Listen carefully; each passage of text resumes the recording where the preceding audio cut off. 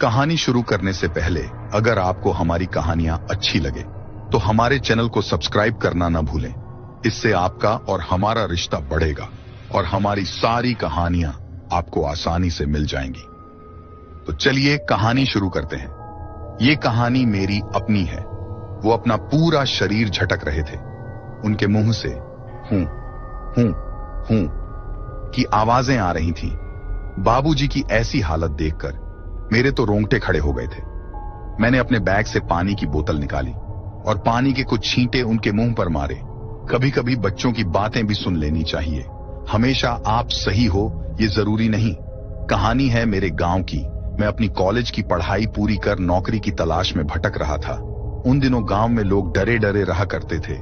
शाम होते ही सब अपने अपने घरों में लौट आते थे। अंधेरा होने के बाद कोई भी घर से बाहर नहीं निकलता था, और कोई अगर जरूरी काम से बाहर निकलता भी तो लोग यही कहते थे वो तुम्हें आवाज देगी। पर तुम जाना मत, गांव के लोगों का कहना था कि गांव के पास की पहाड़ी से जो रास्ता निकलता है उस रास्ते पर किसी की पुकार सुनाई देती है। कोई है जो तुम्हें तुम्हारे नाम से पुकारती है। उसे सुनने के बाद उसके पास जाने का मन करता है, पर उसके पास जो भी गया वह वापस लौटकर नहीं आया। पर इस कहानी की असल शुरुआत साल 2000 के बाद हुई थी। मैं और मेरे दोस्त रात भर एक स्कूल के पास हॉस्टल में पढ़ाई किया करते थे। तारीख ठीक से याद नहीं, पर सर्दियों का मौसम था। रात काफी हो चुकी थी। ठंड के चलते मैं और मेरे कुछ दोस्त हॉस्टल के आंगन में आग जलाकर वहां बैठे हुए थे। हंसी मजाक और कहानियों में वक्त गुजार रहे थे, और तभी अचानक हमें किसी के चीखने और चिल्लाने की आवाज सुनाई दी। हम सब उस आवाज की तरफ भागे। ध्यान से सुना तो वह आवाज काफी दूर से आ रही थी। हम लोग उस आवाज की दिशा में बढ़ते बढ़ते एक सुनसान जगह पर पहुंच गए थे। वो वही पहाड़ी रास्ता था जहां जाने से आज भी लोग डरते हैं। सामने एक गाड़ी जल रही थी। आग इतनी ज्यादा थी कि हम चाहकर भी कुछ नहीं कर सकते थे। आग ने पूरी गाड़ी को अपनी चपेट में ले लिया था। लेकिन जब हम उस गाड़ी के पास पहुंचते हैं तो आवाज आनी बंद हो चुकी थी। एक बात जो हम सब जान चुके थे कि गाड़ी में कोई था, और जो था वो जलकर खाक हो चुका था। डर के मारे हम सब वहां से भागे और वापस गांव में आके चुपचाप अपने घरों में जाकर सो गए। उस घटना के बाद पुलिस एक तस्वीर लेकर उस गांव में पहुंची तो पता चला कि उस रात गाड़ी में किसी औरत की जलकर मौत हो चुकी है। तस्वीर इतनी डरावनी थी कि उस औरत को पहचानना बड़ा मुश्किल था। वह औरत कौन थी, वह हादसा कैसे हुआ, किसी को कुछ पता नहीं चला। फिर धीरे धीरे रोजमर्रा के काम में हम सब उस घटना को भूल चुके थे। कॉलेज के बाद हम सब नौकरी की तलाश में भटकने लगे। कईयों ने तो गांव तक छोड़ दिया था।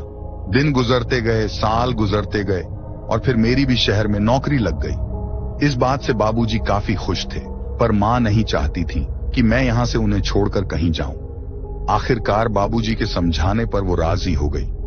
मैंने अपना सारा सामान बांध के रख दिया था। मैं शाम की बस से शहर जाने वाला था। मुझे मेरे बाबूजी बस स्टैंड तक खुद छोड़ने आए थे। बाबूजी और मैं बस का इंतजार कर रहे थे। तब उन्होंने अपने हाथ में घड़ी की तरफ देखा और देखते हुए कहा कि आज यह बस को क्या हो गया है। 5 बजे की बस थी, 6 बज चुके हैं। बस का कुछ अता पता नहीं, शायद रास्ते में बंद पड़ गई होगी। मैंने कहा, आती ही होगी बाबा। सूरज डूबने लगा था। धीरे धीरे सब तरफ अंधेरा फैलने लगा। मेरा कल इंटरव्यू होने वाला था और बाबूजी चिंतित थे कि अगर मैं कल शहर नहीं पहुंच पाया तो कहीं नौकरी मेरे हाथ से निकल ना जाए। थोड़ी देर यहां वहां देखने के बाद उन्होंने नीचे रखा हुआ सामान उठाया और तेजी से सामने के रास्ते की ओर चल पड़े। मैं अपनी जगह पर ही खड़ा था। चलते चलते वो रुक गए और उन्होंने पीछे मुड़कर मेरी तरफ देखा और कहा, क्या हुआ, चलना नहीं है क्या? गाड़ी तो आने से रही। चलो चलकर पास के गांव में जाते हैं, बस वहां जरूर रुकी होगी।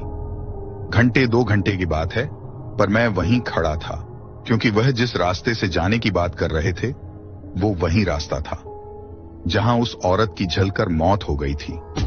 उस घटना के बाद गांव वालों ने वहां से आना जाना बंद कर दिया था।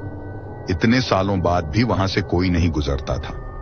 मैंने पीछे से आवाज दी, बाबूजी, क्या हम कल सुबह जा सकते हैं? अंधेरा होने वाला है। और बाबूजी फिर रुक गए और हंसते हुए बोले, क्यों, रास्ते में तुम्हें भूत खा जाएगा? बेटा, मेरा पूरा बचपन, मेरी पूरी जवानी इसी गांव में गुजरी है। ऐसी कहानियां और भूत बहुत आए और चले गए। यह भूत वूत कुछ नहीं होता। चलो बाकी का सामान उठाओ और मेरे पीछे चले आओ। मैं उस वीरान रास्ते से गुजरना नहीं चाहता था, पर बाबूजी अकेले ही वहां से उस रास्ते पर चल पड़े थे और मैं उनको मना भी नहीं कर सकता था। मैं चुपचाप बैग उठाकर उनके पीछे चल पड़ा। हम बातें कर रहे थे। बाबूजी, मैंने दोस्तों से सुना है कि उस रास्ते पर किसी की आवाज सुनाई पड़ती है। बाबूजी ने कहा, हाँ तो मैंने भी वो आवाज सुनी है। मैं चौंक गया, क्या सच में? और आप फिर भी? बाबूजी बोले, बेटा मैंने आवाज ही सुनी है, पर पेड़ पौधों की, हवाओं की, आसपास बहती नदियों की। पर गांव के लोग ऐसा क्यों कहते हैं कि वो तुम्हें आवाज देगी, पर तुम जाना मत। वो आखिरकार है कौन? बेटा अफवाहें हैं, फैलने में देर नहीं लगती। पर बाबूजी, मैंने सुना है कि किसी की दर्दनाक मौत हो जाती है तो उसकी आत्मा उस जगह पर भटकती रहती है। हाँ सुना तो मैंने भी है, मगर ये सब सुनी सुनाई बातें हैं, इसीलिए तो आंख और कान में अंतर होता है। बाबूजी ऐसी ही बातें किए जा रहे थे, पर मेरा ध्यान उस रास्ते पर था। अंधेरा हो चला था, रास्ता ठीक से दिखाई नहीं दे रहा था, पर बाबूजी फिर भी आगे बढ़ते जा रहे थे। आसपास बहुत ऊंचे ऊंचे पेड़ थे, दूर दूर तक कुछ भी नहीं दिखाई दे रहा था, कोई नहीं दिखाई दे रहा था। जानवरों की आवाजें आ रही थीं। मुझे अब काफी डर लगने लगा था। या तो जंगल के जानवर हमें खा जाएंगे, या फिर वो चुड़ैल, वो भूत, जो कोई भी है, हमें जिंदा नहीं छोड़ेगा। हम गांव से काफी दूर आ चुके थे। बाबूजी आगे आगे जा रहे थे और मैं चुपचाप उनके पीछे चले जा रहा था। रास्ता एक छोटे पहाड़ से गुजरता है और बाबूजी अचानक से थक कर बीच रास्ते में रुक गए। उनकी सांसें फूलने लग गई थीं। वो जोर जोर से सांस लेने लगे। बाबूजी, बाबूजी, क्या हो गया आपको? थोड़ा थक गया हूं। बाबूजी, आप एक काम कीजिए, आप वापस गांव चले जाइए, मैं अकेला आगे चलता हूं। हालांकि मैं यह कहते हुए भी डरा हुआ था, पर जब मेरा ध्यान उनकी तरफ गया तो देखने से लग रहा था कि अचानक उनके साथ ऐसा क्या हो गया। उनके पैर कांपने लगे, वह अपना पूरा शरीर झटक रहे थे। उनके मुंह से हूं हूं हूं ऐसी आवाज आ रही थी। बाबूजी को ऐसी हालत में देखकर मेरे तो रोंगटे खड़े हो गए, मेरे भी हाथ कांपने लगे। मैंने अपने बैग से पानी की बोतल निकाली और बाबूजी के मुंह पर पानी छिड़का। बाबूजी, बाबूजी, आप ठीक तो हो ना? और वो धीरे धीरे होश में आने लगे। मैंने रुमाल से उनका मुंह पोंछा, उन्हें पसीना आ रहा था। बाबूजी, क्या हुआ आपको? आप ठीक तो हो ना? उनका हाथ कांप रहा था। वह अपने हाथ से सामने की ओर इशारा करते हुए बोले, बेटा, मैंने आगे उस पेड़ के पास किसी औरत को देखा और ना जाने मुझे अचानक से क्या हो गया। मैं तुझे बताने ही वाला था कि वहां सामने एक औरत नजर आ रही है, पर मैं कुछ नहीं बोल पा रहा था। ऐसा लग रहा था जैसे मुझे किसी ने जकड़ रखा हो। बाबूजी की बात सुनकर मेरे भी पसीने छूट गए। मैंने आसपास नजर घुमाकर देखा, पर अंधेरा होने के कारण मुझे कुछ भी ठीक से नजर नहीं आ रहा था। बाबूजी अब उठकर खड़े हो गए और मुझे बिना कुछ कहे अपने हाथों से अपने पीछे आने का इशारा करने लगे। उनका यह बर्ताव देखकर मैं डर गया था। वो तेजी से आगे चले जा रहे थे और मुझे बार बार पीछे आने को कह रहे थे। थोड़ी सी भी आहट से मेरे रोंगटे खड़े हो जाते थे और बाबूजी फिर से एक जगह पर जाकर रुक गए, जैसे उन्होंने किसी की आवाज सुनी हो। मैंने बाबूजी से कहा, बाबूजी, अब भी वक्त है, हम वापस घर जा सकते हैं। बाबूजी धीरे से बोले, बात मत कर, उसने हमारी बात सुन ली तो हमें आवाज देने लगेगी। मैं अंदर ही अंदर काफी डर गया था। बाबूजी, क्या बोल रहे हो आप? मेरे तो कुछ भी समझ में नहीं आ रहा। अभी कुछ देर पहले वो मुझे खुद कह रहे थे कि ये भूत वूत सब बकवास है, और अब खुद ही मुझे डरा रहे हैं। तभी हम दोनों को एक आवाज सुनाई दी, जैसे कोई रो रहा हो। उसे सुनते ही बाबूजी ने मेरा हाथ पकड़ा और हम पीछे मुड़कर गांव की तरफ भागने लगे। हमें पीछे से कोई आवाज दे रहा था। उसकी आवाज इतनी प्यारी थी, लग रहा था कि क्यों ना उसके पास चला जाऊं। मैं अपना हाथ बाबूजी के हाथों से छुड़ाना चाह रहा था, पर बाबूजी ने मेरा हाथ इतनी जोर से पकड़ रखा था कि मैं चाहकर भी नहीं छुड़ा पा रहा था। कुछ कुत्ते भौंक रहे थे, पर मेरा मन उस आवाज की तरफ खींचा जा रहा था। क्या आवाज थी उसकी? जिसकी आवाज इतनी कोमल और मधुर हो, वो खुद दिखने में कितनी सुंदर होगी।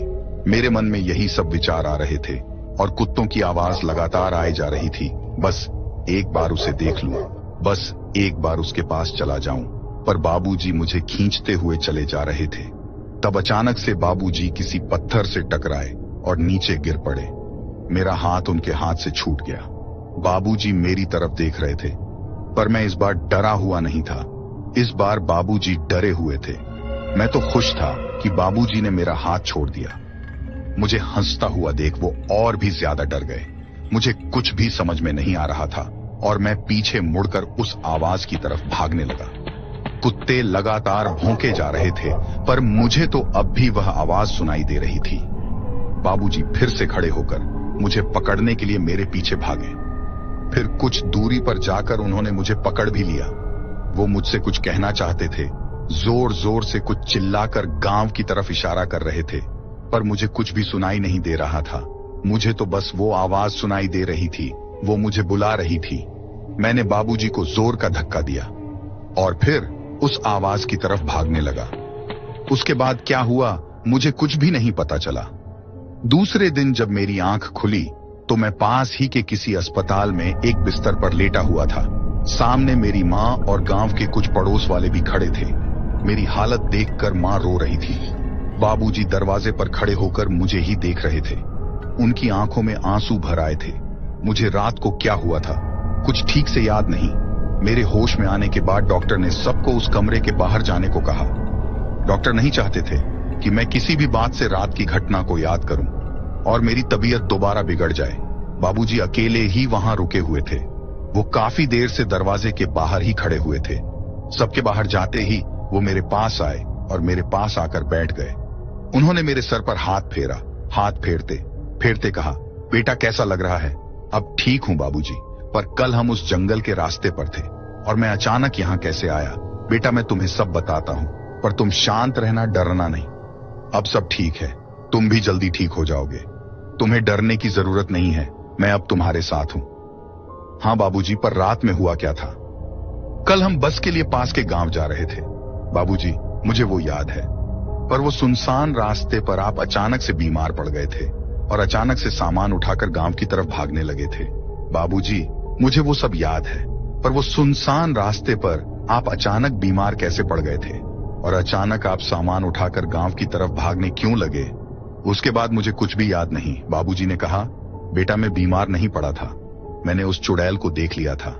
शायद उसने मुझ पर कब्जा करना चाहा था, पर भगवान का शुक्र है कि मैं बच गया और तुम्हें बचाने के लिए तुम्हारा हाथ पकड़कर मैं गांव की तरफ भागने लगा। पर तुम्हें मेरी बात सुनाई नहीं पड़ रही थी। मैं चीख रहा था, चिल्ला रहा था, पर तुम मुझ पर हंसे जा रहे थे। और तब मैं समझ गया था कि उस चुड़ैल ने तुम्हें अपने पास बुला लिया है। तुम अचानक से उस आवाज की ओर भागने लगे। एक बार तो मैंने तुम्हें रोकना भी चाहा, पर तुम मुझे धक्का देकर वहां से भागने लगे। तब मुझे बड़ा डर लगा। मुझे लगा था कि अब मैं तुम्हें खो दूंगा।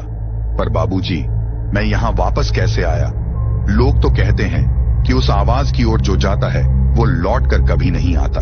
हाँ कहते तो हैं, पर मैं रात भर तुम्हारे साथ ही था। मैं वापस घर नहीं आया, इसीलिए गांव वाले हमें ढूंढते हुए उस पहाड़ी वाले रास्ते पर आ गए। तुम्हारी मां को फिक्र हुई थी, जिसके कारण उसने गांव वालों को इकट्ठा किया और उन लोगों ने हमें ढूंढना शुरू कर दिया। और जब देखा तो तुम एक गड्ढे में बेहोश पड़े हुए थे और फिर वो तुम्हें इस अस्पताल में ले आए। और वो चुड़ैल बाबूजी, उस चुड़ैल का क्या हुआ? बेटा मुझे माफ करना, मैंने तुम्हें झूठ कहा था। मैं जानता था कि उस रास्ते पर खतरा है, पर फिर भी मैं तुम्हें उस रास्ते पर ले गया। मुझे लगा कि इतने साल गुजर चुके हैं तो शायद वो बुरी आत्मा वहां से जा चुकी होगी। और मुझे तुम्हारी नौकरी की भी फिक्र हो रही थी, इसलिए मैंने तुमसे झूठ कहा कि वो सब अफवाहें हैं। पर गांव के लोग जो कहते हैं सच कहते हैं कि वो तुम्हें आवाज देगी। पर तुम जाना मत, कहानी की शुरुआत में मैंने पहले ही कहा था, कभी कभी बच्चों की बातें भी सुन लेनी चाहिए। हर बार आप सही हो ये जरूरी नहीं। अपना ख्याल रखिए, जल्दी ही मिलूंगा एक और कहानी के साथ। और हां, वो तुम्हें आवाज देगी, पर तुम जाना मत, बिल्कुल भी मत जाना।